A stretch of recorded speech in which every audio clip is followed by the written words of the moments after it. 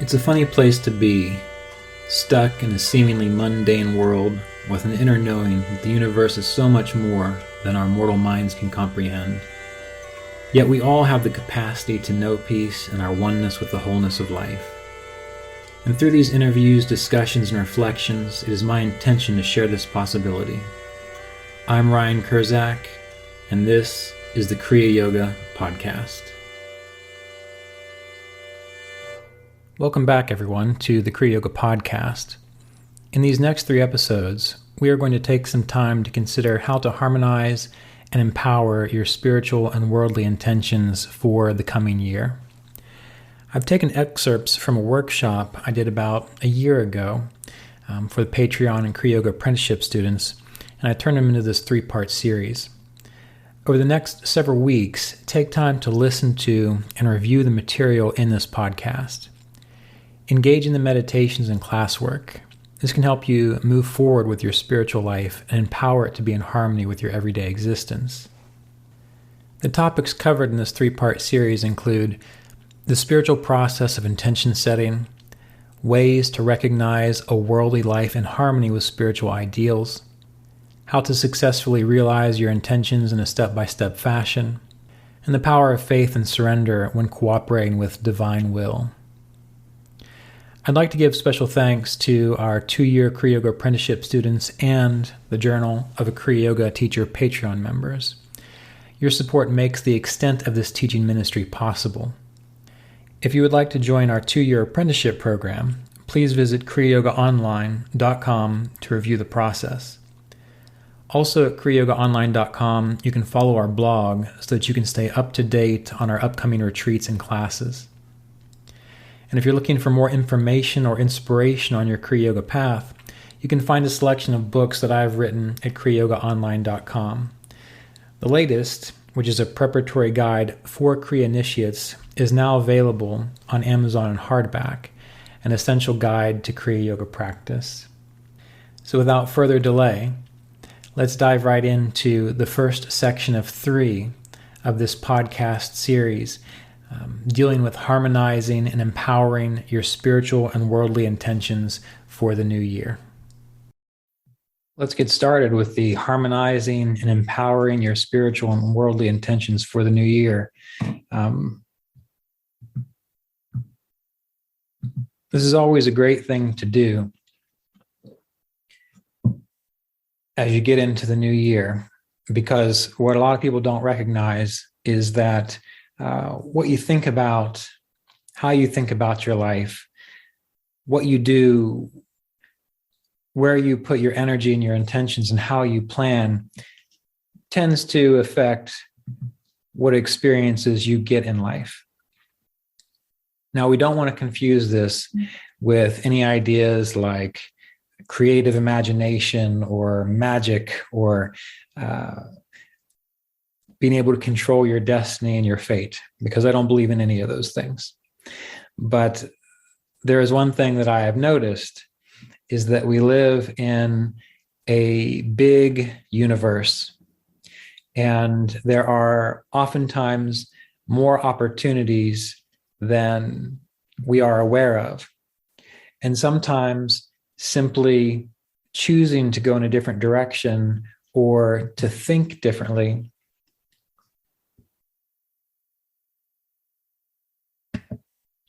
helps us to tap into those possibilities. So while I don't believe in our ability to ultimately control our destiny, or that if we just use our minds perfectly, everything would work out great all the time, and those types of things, I do and have experienced the fact that there are all kinds of possibilities in this world, in this life experience that we have. And that if we understood how to experience those possibilities, the likelihood of doing so dramatically rises. So I'm more about possibilities and potentials than I am certainties, because you're going to find the longer you live that there are very few things that are 100% certain in this world. Now, the topic of this discussion is harmonizing harmonizing and empowering your spiritual and worldly intentions. Harmonizing and empowering your spiritual and worldly intentions. There's another thing that I don't believe, and that is the fact that there is a separation between spirit and what's going on. Everything is connected. Everything is part of the whole. We have the material world where we have the 5 elements, where we have emotions, and we have physical things, and we have the energies that move through us. And we have more subtler realities, which you could call astral or causal realms. And we have access to those. And in fact, we are always interacting with those. It's just that we are oftentimes less conscious of it. So I don't like to promote the idea that there is a separation between your experience now and a spiritual state or a spiritual reality. In my mind, they are all the same. They are all the same. We just have to learn how to experience the finer realities, to navigate those finer realities, while also learning to do the hard work in this physical reality to make things happen, or to allow for other possibilities or opportunities to become present within our experience. So to harmonize your spiritual and worldly intentions simply means this. It means that you are acknowledging that you are a spiritual being, which you are. At the end of the day, you are pure spirit, plain and simple. All this other stuff, your personality, your car, your house, your relationships, all that's going to pass away eventually. It is a expression of a part of your soul nature, but that's not what's going to last. It is a part of it, though. Much like when we think about what exists on this earth, the plants and the animals, for example. Well, what are plants and animals really made out of? Where do plants and animals come from? They come from the earth and the sun and the air and the atmosphere.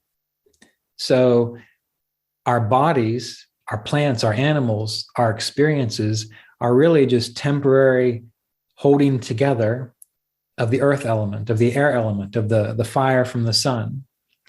And then, of course, when it's time to pass, the body decomposes and all those elements go back into the earth. The energy goes back into the universe. The breath goes back into the atmosphere.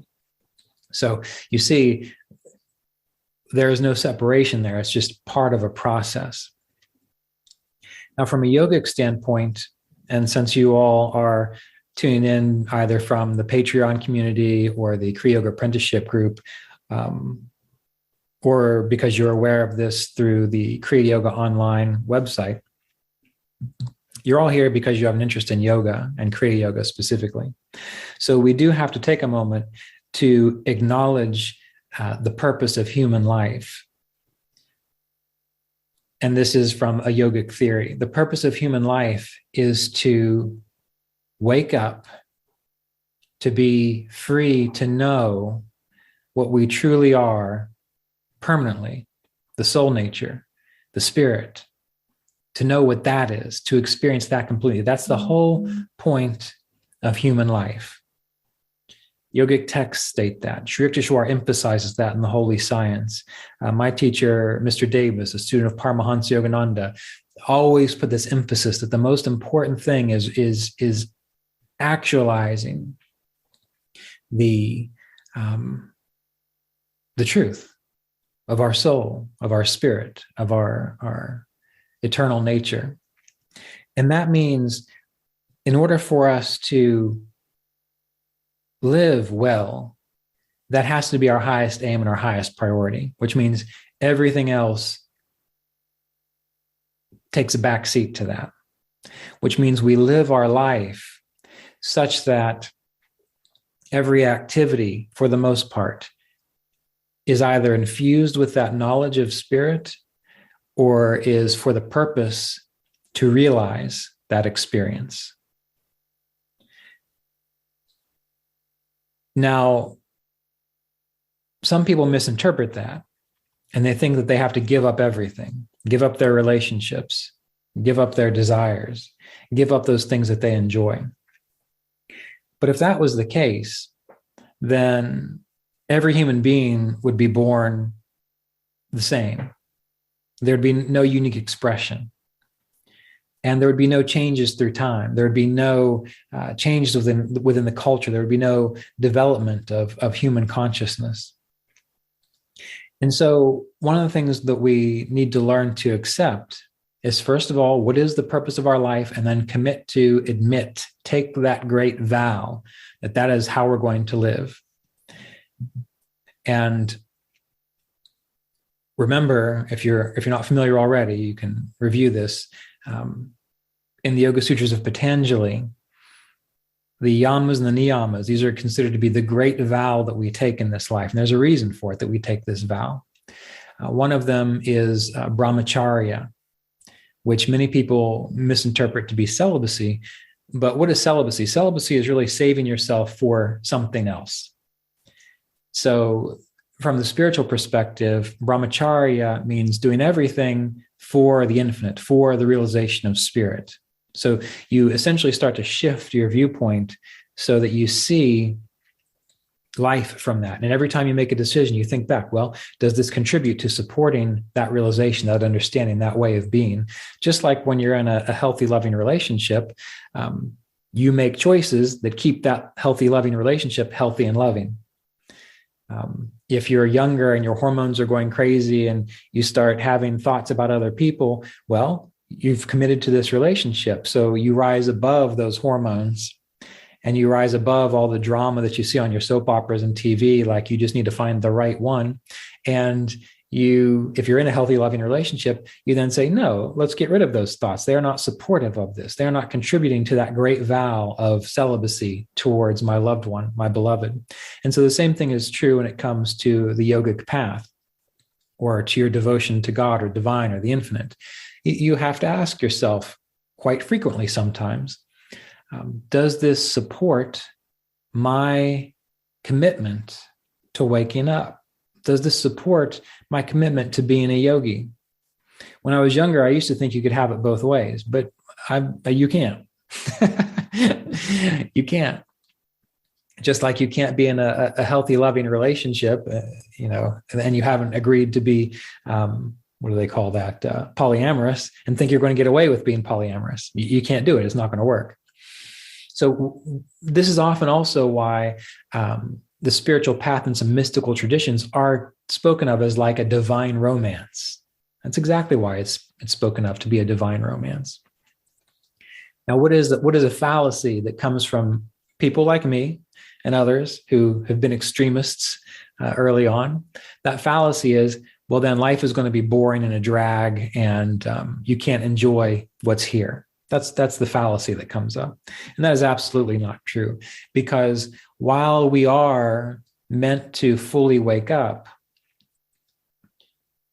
there's a reason that we have flowers in the world.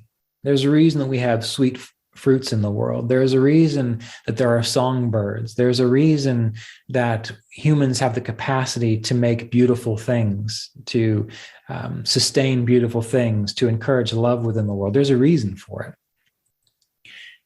And that's because the divine wants to express in those ways, in those loving ways, in those creative ways, in those healthy, loving, creative ways. So part of what I want to encourage us to do today is definitely recommit to our spiritual path if we need to. And we'll talk about that. And recognize what do we need to sacrifice for that, and sacrifice in a way that you would happily sacrifice it. You're willing to sacrifice it. And how can we start to see that we, as expressions of this infinite divine creative potential, how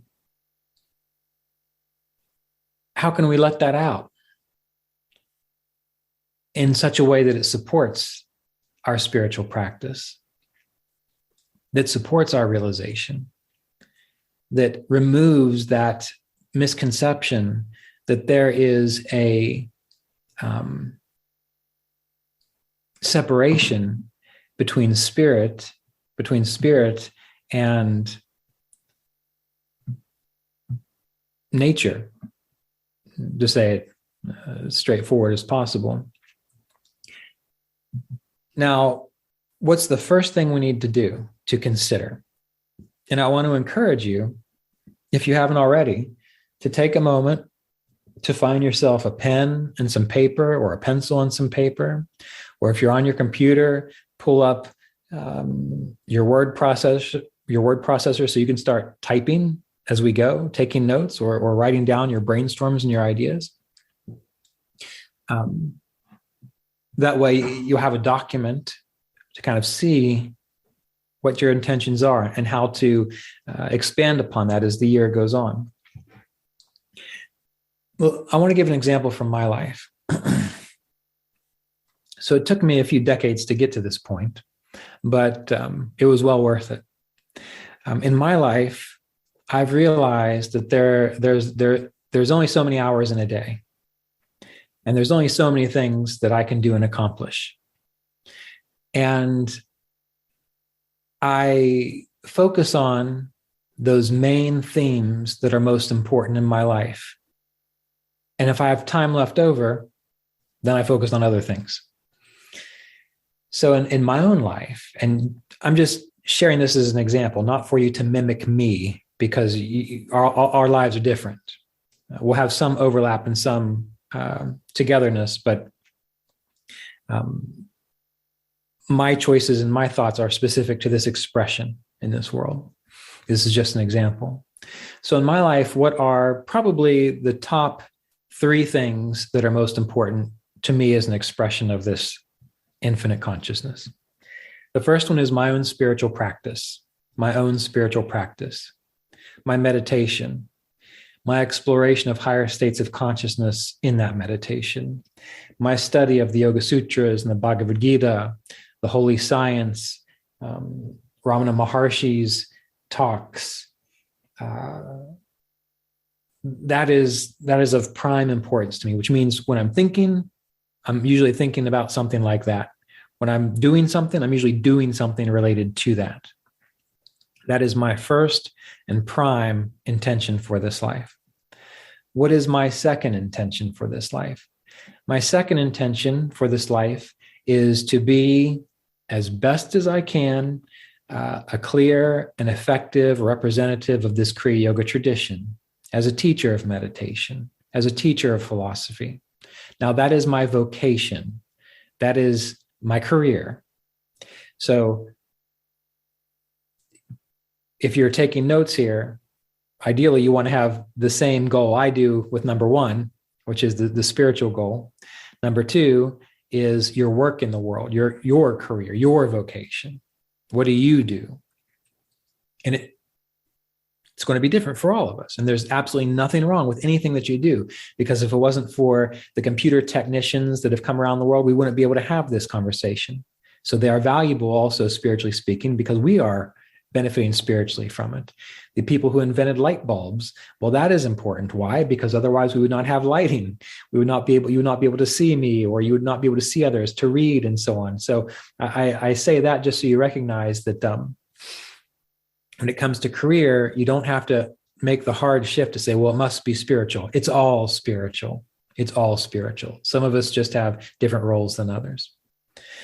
So those are my first 2 priorities, which means that when I make choices throughout the day, I tend to make choices that support those things. I tend to avoid choices that don't support those things. It's clear, straightforward as that. Now, I have a third thing that I'm very interested in. The third thing that I'm very interested in is music. I love music. I like playing music. I love thinking about music. I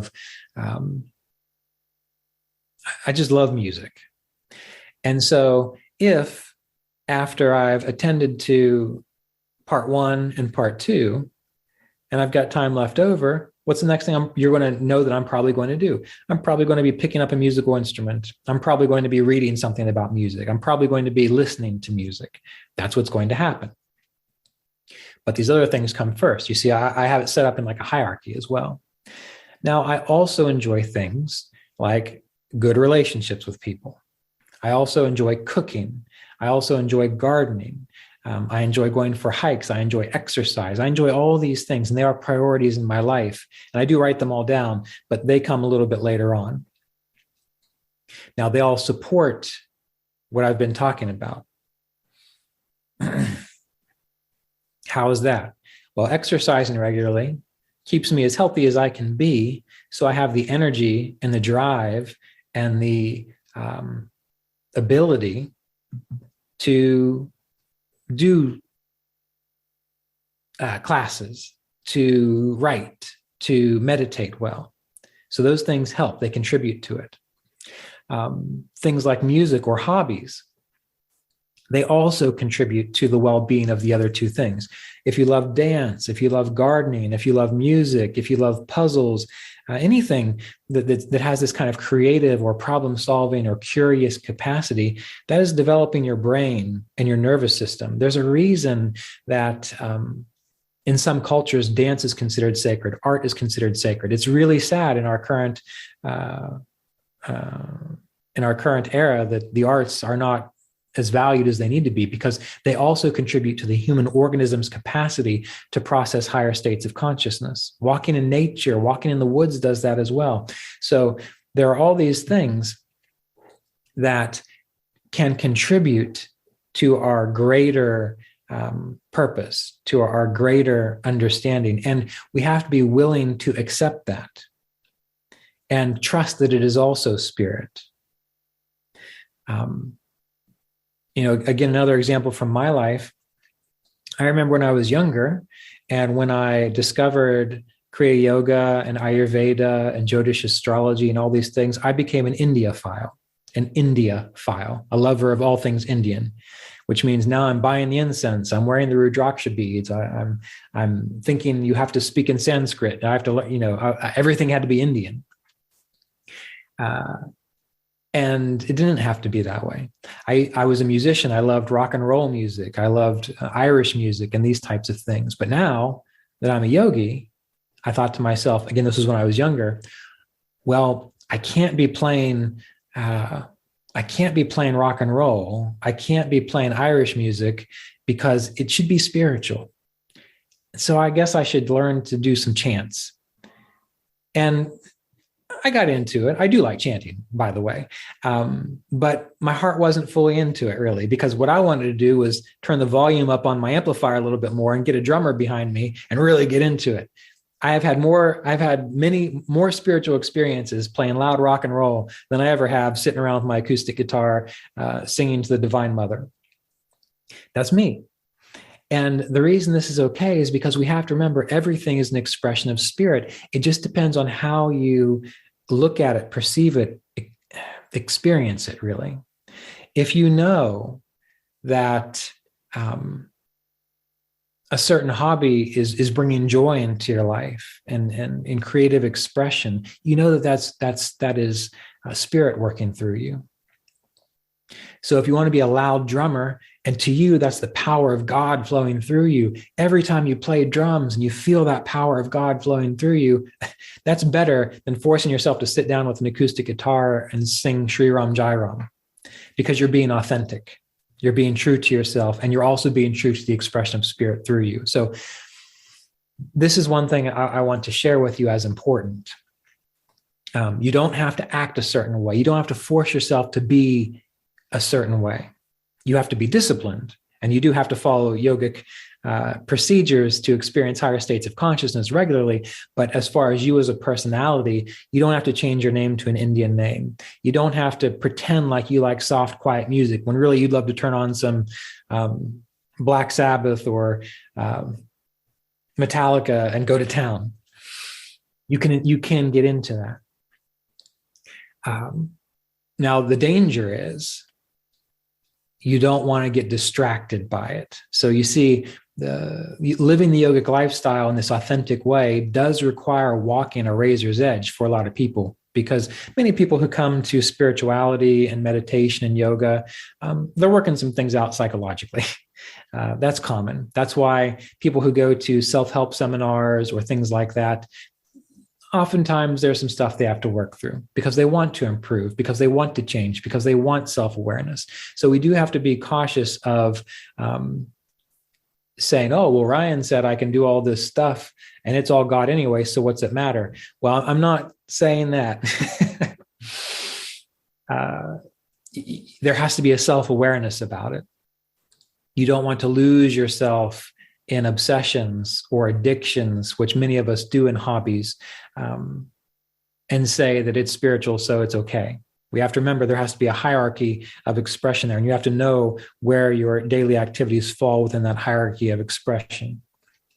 But ultimately, I really want to encourage you to be as authentically you, an expression of spirit, as is possible, and to be okay with that, to not have to defend it to other people, to not have to describe it to other people, to just be it, to just allow it and accept that.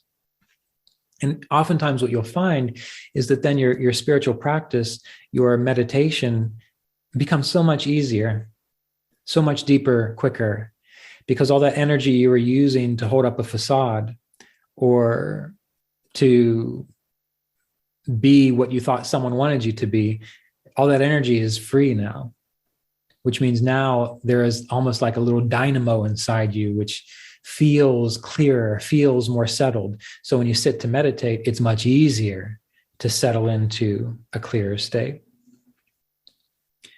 So I'm glad we had a chance to take some time to speak to that. Now, again, I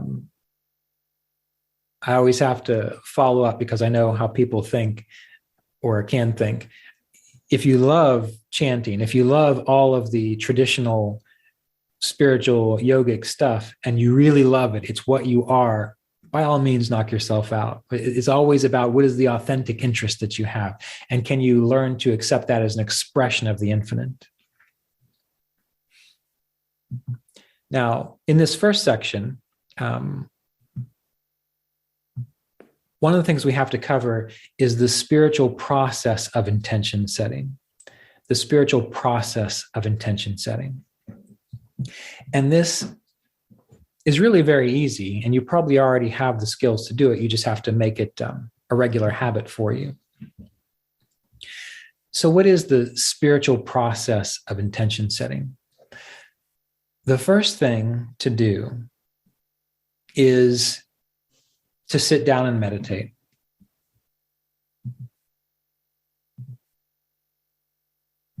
So what is step one of the spiritual process of intention setting? Sit down and meditate. So you can write this down if you like.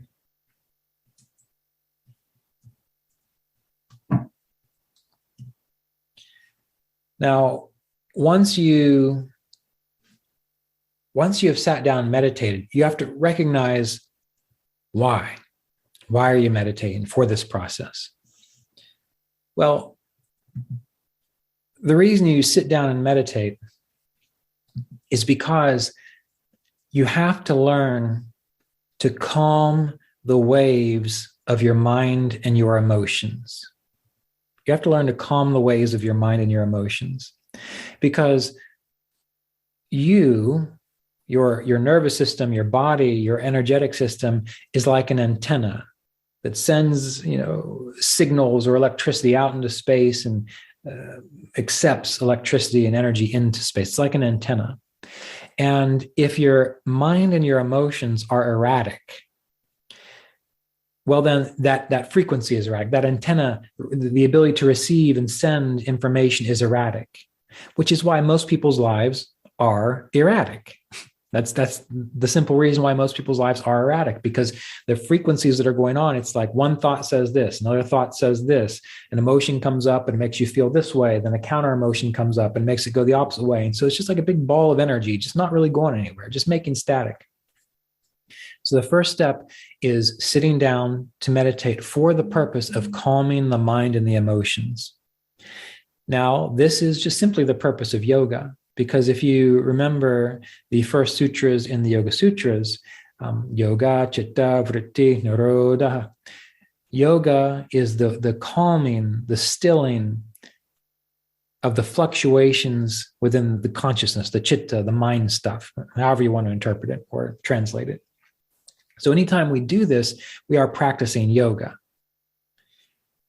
And as you let all that stuff settle down, you become more aware of yourself as eternal, infinite spirit.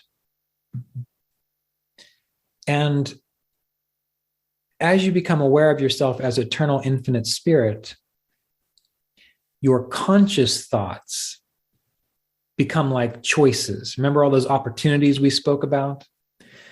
Those possibilities that we spoke about? Well, the more that you are able to get calm, then when you decide to make an intention or to think something or make a choice, there is strength behind it.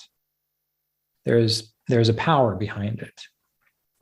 And that's why people who sit there and think to themselves, I'm going to be a successful businessman consistently over and over and over again, or a woman, or whatever gender you may be, they find in 10, 20 years, they are, because they've had this empowered thought to that direction. People who sit there and accept, I know I'm infinite spirit. I know that I can realize what all these yogis that I have read about realize. When you know and you feel that deep inside, well, in 10, 20, 30 years, you start to read yogic literature and you understand what it says because you have held that that intention, that focus from a place of calmness, of serenity, of stillness. So training yourself to become calm and clear and let go of all the distractions is the first step. And the key there is letting go of all the distractions. And this brings us back to the idea of the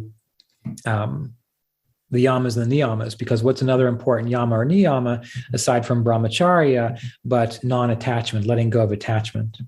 So step 2, after you sit down and meditate and you are able through your pranayama or mantra or whatever works for you, you're able to access as best you can a calm, clear state. Well, then you can move on to state or section number 2, part number 2 of this spiritual process of intention setting, which is letting go of distractions or practicing non-attachment.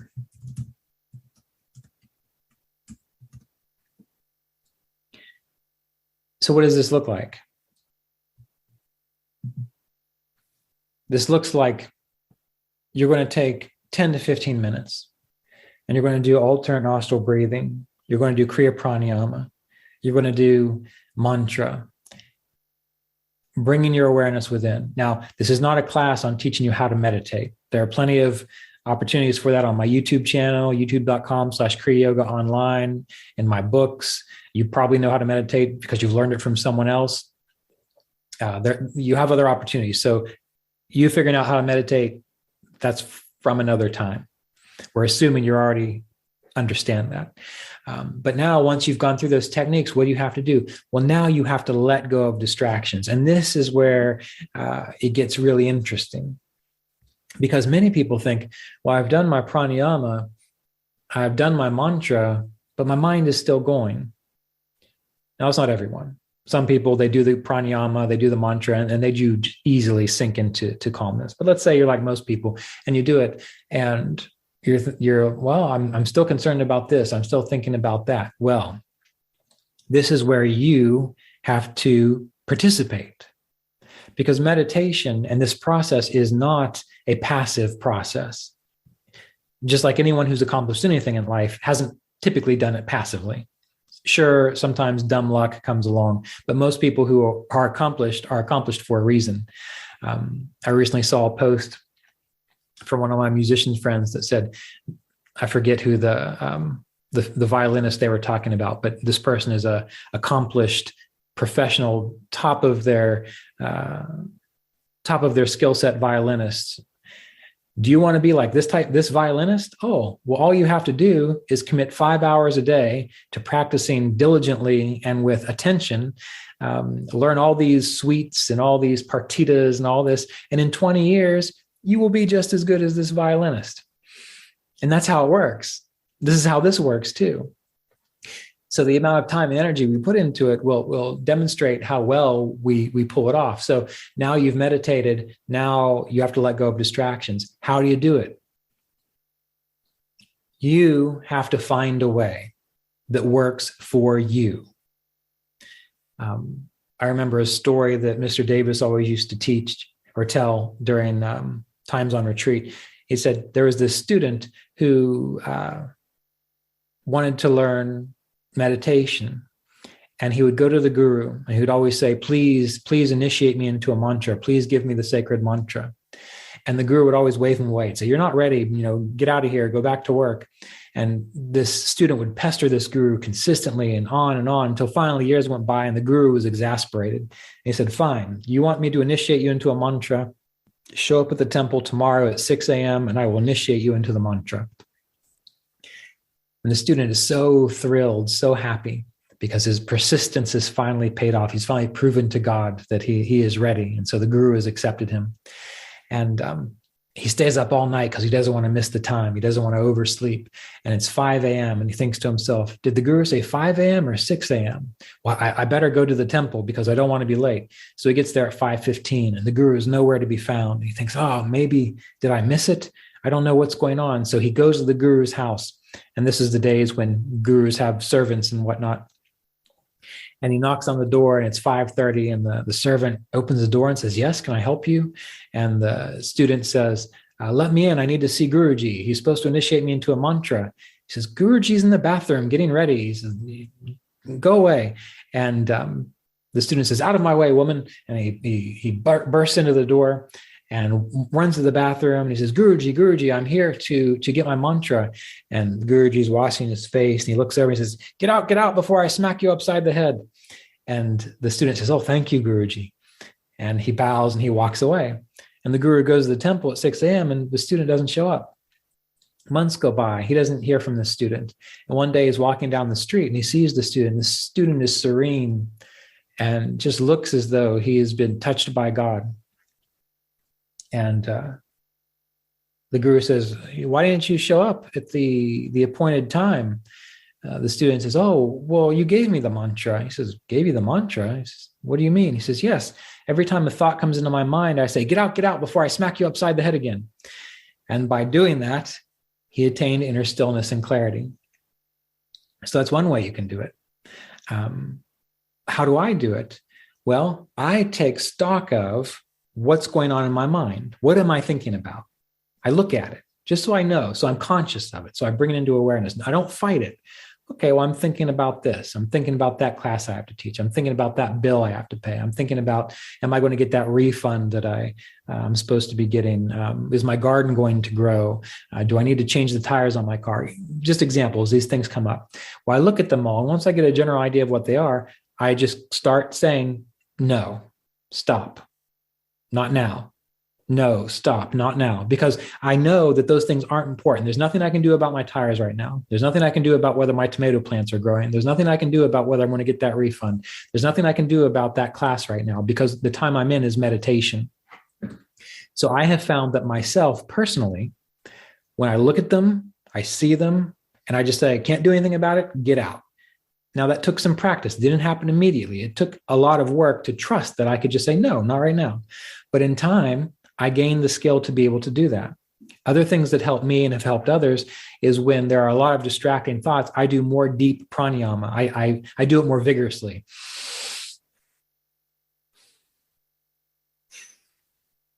I really get into it. And there are multiple types of pranayama that you can explore that will help you in that regard. So what I'm telling you is, I don't have the answer for you. I can give you some ideas, but you have to find whatever it takes for you to clear out all those thoughts, to just be able to sit there. And sometimes all the thoughts persist, and the best you can do is just not pay attention to them. And that's okay too. That works just as well, because in time they'll leave you alone. But this step you have to follow. So meditate, and then you have to learn to let go and practice non-attachment. Now, once you've done that, then we have to consider step number 3.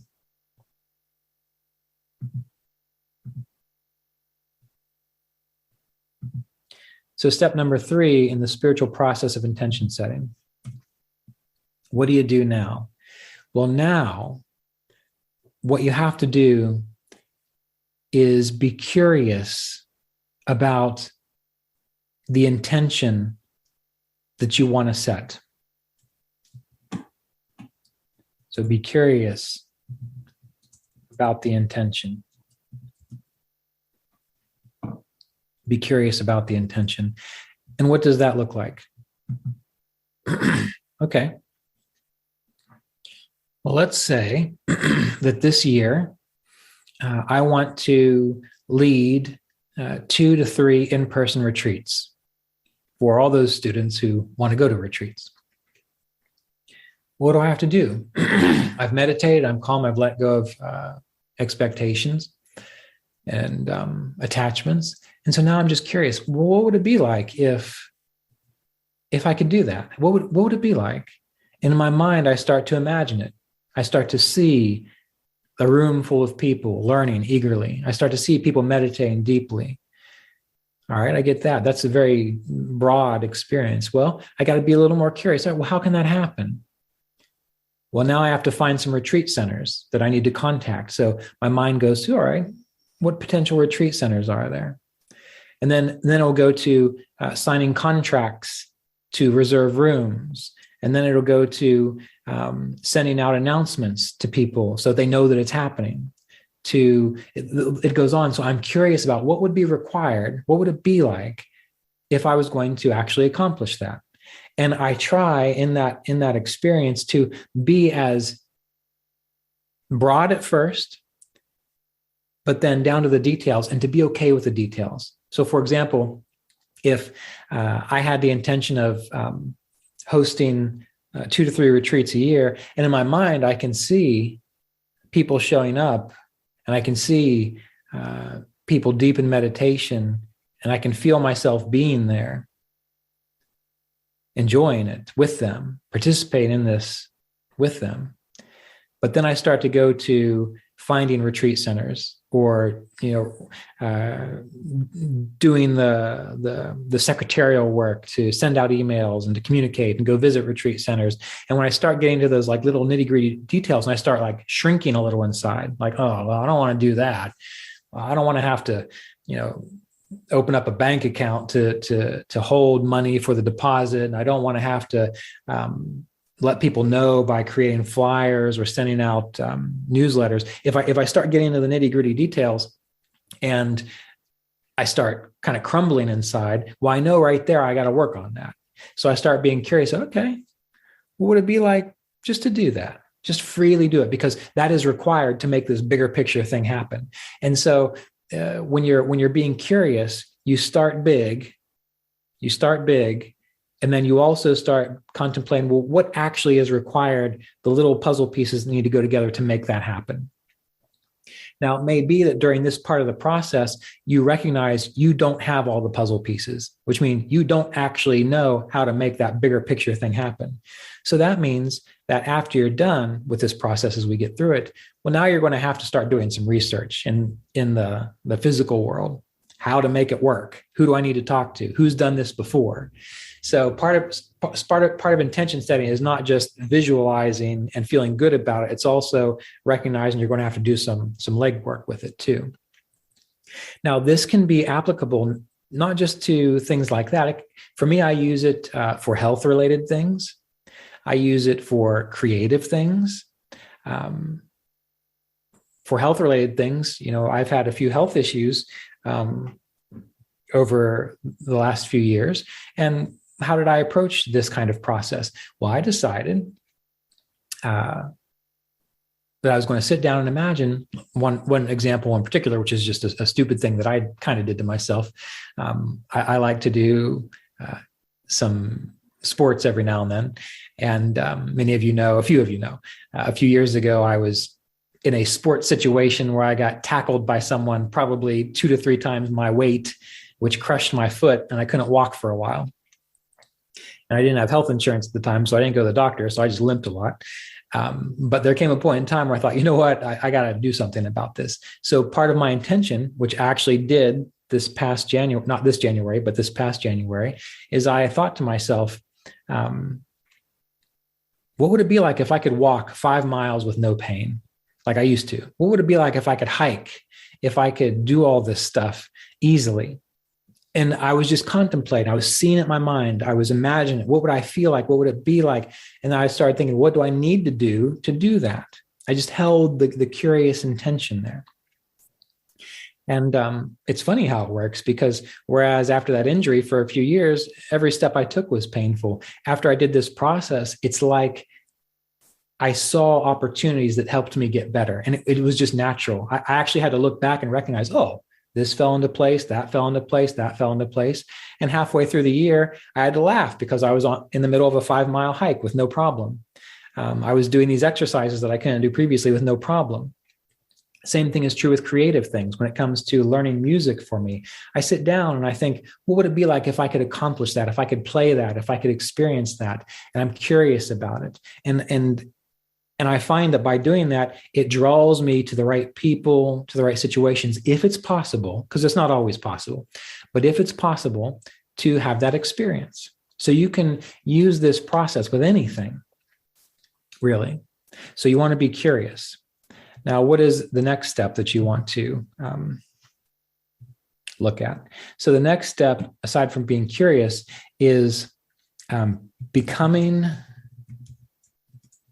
okay with the feeling of success. Becoming okay with the feeling of success. And because you're going to find this, well, some of you are going to find this to be the case. It's common with humans, as far as I know. Let's see, I don't want to share. Did I stop sharing? Okay, hopefully I did.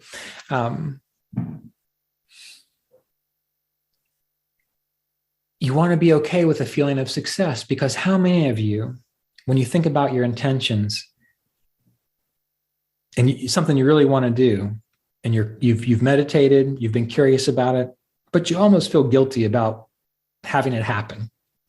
And who knows why? And we're not going to get into all those reasons. Talk to your psychologist about that, because if there's a reason, a human probably has it. We're not going to get caught up in the reasons. But you might feel guilty about achieving it. You might feel that it's not possible, that you don't have the capacity, that it's not right. Who knows? It can all kinds of things.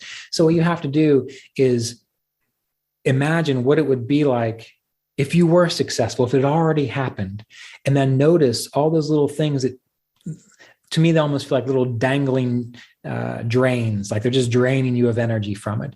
And you have to say, all right, yeah, maybe I feel guilty about being successful in that way when there's so much suffering in the world. Maybe I feel guilty about being more spiritually aware when half the people I know can't understand the first paragraph of the Bhagavad Gita. Maybe I feel it goes on and on. But you have to acknowledge that and just decide, it's okay. I'm going to feel good about it. I'm going to feel strong that this is possible. This is almost feel happy about it, like jubilant, joyous about, yeah, I pulled that off. And the way I relate to that is when you have accomplished something that was tough and you looked back and you're like, well, that was great. You know, I feel so good that I actually did that. Meditating for 30 days straight, eating right for a period of time, doing an exercise, running a race. You got to find something to challenge yourself. And that might be your first step, is learning to challenge yourself. But remember that sense of accomplishment.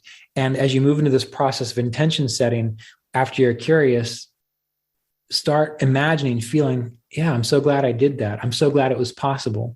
And at this point, you're not caught up in the nitty-gritty details. You know, you're not caught up in, if you're trying to accomplish something musically, about all the scales you have to learn or the hours of practice it takes. You're just focused on the end feeling, the end experience of it, the end feeling or the end experience of it. And you're feeling okay about it. And this isn't easy for a lot of people, but this is also part of the yogic path, because you're training yourself how to direct your consciousness. Do you want your consciousness to be constantly snagged and pulled down by feelings of impossibility? Well, you can do that if you want. Or do you want to practice focusing your consciousness so that you can hold it in a state of joy and possibility and opportunity and optimism. This is part of the Yoga Sutras, by the way. This is part of Patanjali's yoga. Because in order to experience samadhi, oneness consciousness, you have to learn to hold it in one spot. And so why not use this process of intention setting to strengthen your capacity to experience samadhi? Because that ability that you have to accept, yes, this feels good to be accomplished in this. And you get pulled off, you feel the snag, but you pull it back up. Nope, I'm going to feel good about it. The more you do it, then it becomes natural. And then you've trained yourself to hold your consciousness in a naturally clear space, which means even in your what you might call your spiritual meditations, you're going to be able to use that same skill there as well. So this living in harmony with your intentions and learning to set intentions and to move forward is good in this material world just as much as it is in your spiritual world, because the mechanisms that make success happen in either of those worlds, they're not separate, remember? It's just language that I'm using is the same. So you have to learn to become comfortable in it. When I first began teaching and when I first began performing as a musician, I was nervous. I had this weight of, I'm a representative of this Kriya Yoga tradition. Well, I better do a darn good job. And I was nervous and I did my best. But as the years went by, I recognized this is just what I do. So I accepted the ability, and I do it to the best of my ability. When it comes to music, the same thing. I used to get nervous about performing. Now, I don't care. You give me a guitar, give me a hurdy-gurdy, give me a mandolin. If I can do it, throw me up on stage. I'm just as comfortable there as I am here talking to you, because I've practiced feeling comfortable in those roles of success and those roles of positive potential, I guess you could say. And if I mess up, I mess up. Who cares? No big deal. The world's not going to end. But I know I did my best. So now let's move on to another stage, because we're going to have to take a break here in a minute to give you a moment to think. Share the screen again.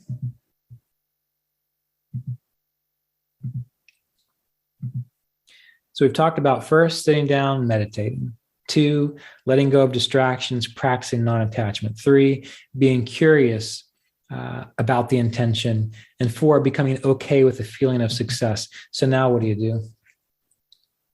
Now you plan and brainstorm.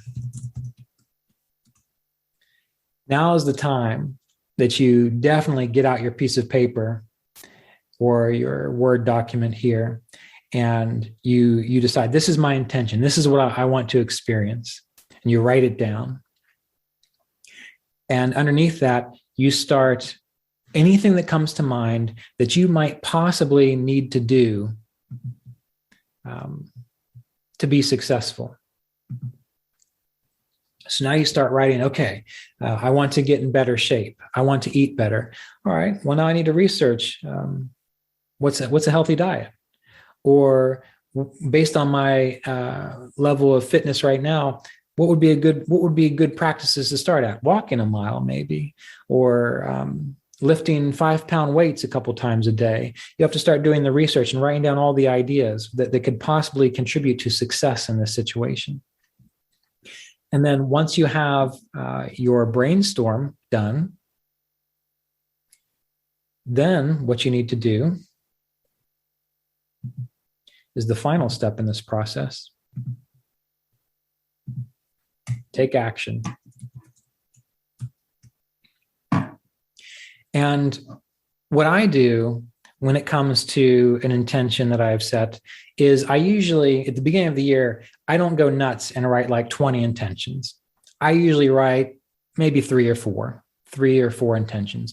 Oftentimes one will relate to improving my physical or mental well-being in a certain way. Another one will relate to improving my mental, emotional well-being.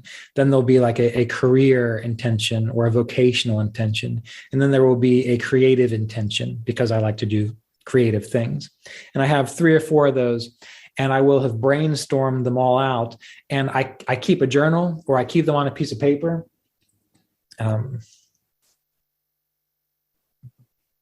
This is not one of those, but this is an example of what they look like. I just grab random sheets of paper and I just start writing stuff down. I've got them everywhere, in my desk here, at my desk at home. I can't go anywhere without, what do I need to do? Well, here's some intentions that you talked about. And I just look at it and I pick one and I go to town. So I keep them somewhere where I can see them. And then when the day begins, I look at them and I ask myself, what can I do? What one thing can I do today that will contribute to success in these things? And I don't stress out about it. I don't think it has to be done by a certain time. I might set deadlines, but I don't stress out about it because I know that I'm going to look at it and I'm going to say, all right, I've decided I want to feel better physically, so I'm going to try to walk 3 miles today. I know I'm going to do that. Lunchtime comes around, I take a break from podcasting or playing some music if I'm just taking a day off, and I go for a 3-mile walk. I know I'm going to do it because I've told myself I'm going to, because I have that discipline from my yogic training. And every day I look at that. Well, what can I do today? If I'm writing a book, okay, well, today I know that I can sit down and I can work on 3 pages of that book. And what happens is every time I do that, and I do a little bit more each day, by the time I get to the end of the year, I am 75 to 100% closer to realizing that than I was if I had never gone through this process at all. And I've learned over the years to be relaxed about it. Now, I am relaxed about it because I do have my experience with yogic training and discipline, which means I know I'm going to do it because I have years of doing what I say I'm going to do. So if you aren't that way, if you're a procrastinator, if it's just easy for you to get distracted, probably you have to take a look at that first and decide. The first step might be deciding to be more disciplined or to quit procrastinating. And one of the greatest lessons I've ever learned has come by working on an old house. I don't know anything about woodwork or electrical or wiring or plumbing. I'm better with cars. I'm not even that good with cars, but I don't know anything about fixing drywall or replacing sinks. But luckily, I have a few people in my life who are. And living in an old house now, there's a lot that needs done. So when I'm not doing podcasts or planning, many times I'm fixing a chimney or up on a roof or trying to clear some brush because it needs done. But one of the greatest experiences I had was having an old house to work on, because there was all this stuff that was overwhelming to me. Even after my years of discipline and doing what I said I'm going to be doing, this was a whole other genre of experience. And my dad would come over, and he knows how to build houses and all that. And he would say, well, before we get started, you need to do this, this, and this, things I could easily do. And I would look at them and I would drag my feet, say, oh, I don't want to do that. I don't want to have to rip out that insulation. I don't want to dig that pipe out. This is going to take forever. And every single time I was given a chore like that on my own house by my father, because he would help me fix it, or one of my friends would come over and help me do some work. When I would drag my feet and weeks would go by, and finally I said, you know what? I don't care how long it's going to take. I'm just going to go do it. I'm just going to go rip off that insulation. I'm just going to dig up that pipe. I'm going to clean out the basement so we can get to these wires. And every single time I did that, I thought it was going to take a day or hours to do this. And I didn't want to do it. But every single time I would get started, 20 minutes later, I'm done. This ditch I had to dig, thought it was going to take forever. 20 minutes later, I'm done. This insulation I had to rip out, 20 minutes later, I'm done. And I thought to myself, that is so funny, because I've been torturing myself about how this needs to get done, but I don't want to do it. And by the time I got started, I was done. And I found that over and over again and again in life, with anything, whether it's writing a book, whether it's planning a class, whether it's learning a new song, if you just get started, if you can just ignore that voice in your head that's making you procrastinate, quit listening to it, do whatever it takes to turn that off. Drink a cup of coffee if you have to. I don't care. Learn to start getting beyond that voice that drags you back and just get started on your list. Get started. Try doing one thing a day that will contribute, and you will find in less time than you imagined, you will probably achieve these goals. Now, remember, I want to encourage you to choose things which are enhancing to your life. If you barely have enough money to pay your bills, and you want to go travel Europe, okay, you can try. But what I would probably recommend doing is taking care of the resource management first. Once you get that under control, you can work on these other things that are a little more not necessarily so necessary for you. So you have to learn to prioritize those kinds of things.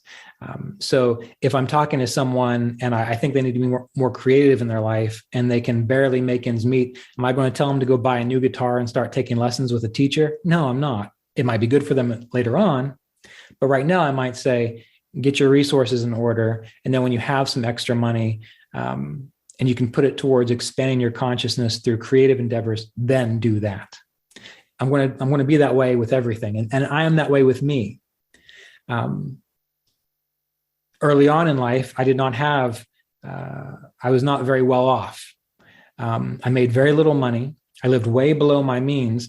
And because I lived way below my means, I was able to save money. I was able to make it so that I could buy a decent musical instrument. I could travel somewhere. But that all came by living way below my means and doing these very basic things to make that possible, rather than trying to use this process to make magic happen. And you'll find that magic does sometimes happen. We don't know how, it just does. But sitting around waiting for grace or sitting around waiting for magic to happen, you're going to waste a heck of a lot of time, versus if you would just get to work, you will find that you make your own magic and you're able to tap more into these opportunities. Now, all the stuff that we're talking about here applies not just to worthwhile goals for you. And you have to figure out what's worthwhile for you. You have to figure that out for yourself. But the main principle that I follow is, does it get in the way of my spiritual practice? If it gets in the way of my spiritual practice, I don't do it. If it does not get in the way of my spiritual practice, I'm okay with it. Now, that also indicates that there might come a time when your spiritual practice is so strong that nothing gets in the way of it. So you can do what you want. But that's the baseline. Is this getting in the way of my spiritual practice? And you can also use this process for your spiritual practice. Let me see. Maybe I'm jumping ahead. Let me check my syllabus here.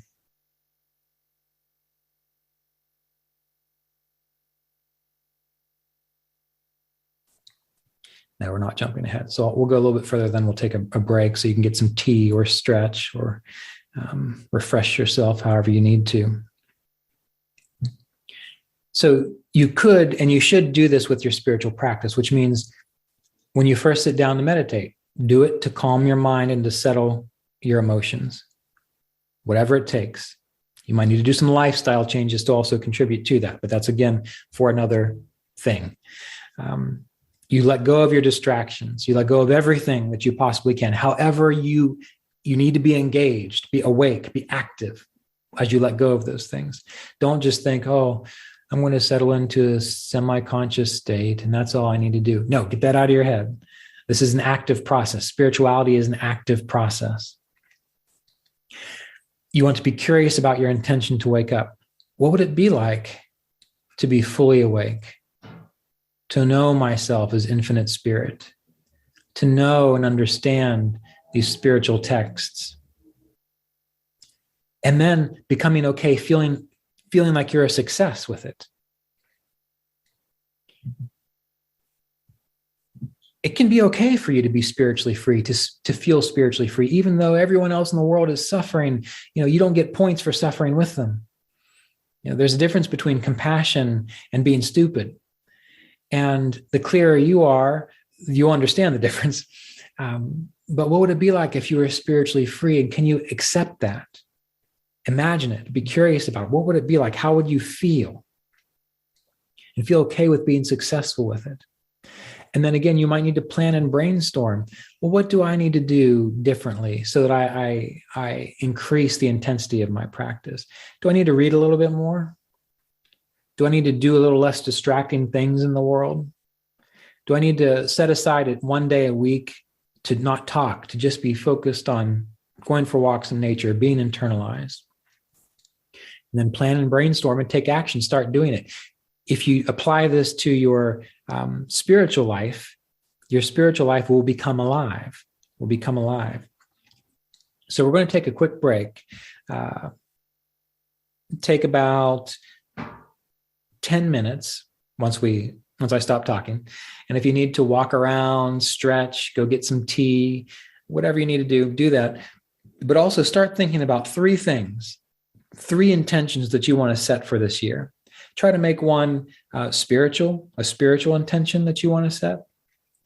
Try to make one related to your work in the world, your contribution to the world, your experience within the world.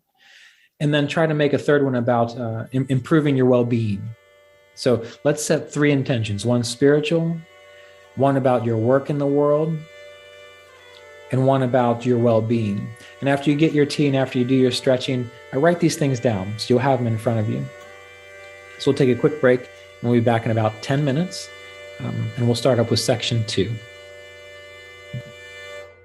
This episode of the Kriya Yoga podcast was made possible by donations from Kriya Yoga apprenticeship students and supporters of our Patreon community at www.patreon.com/Kriya Yoga.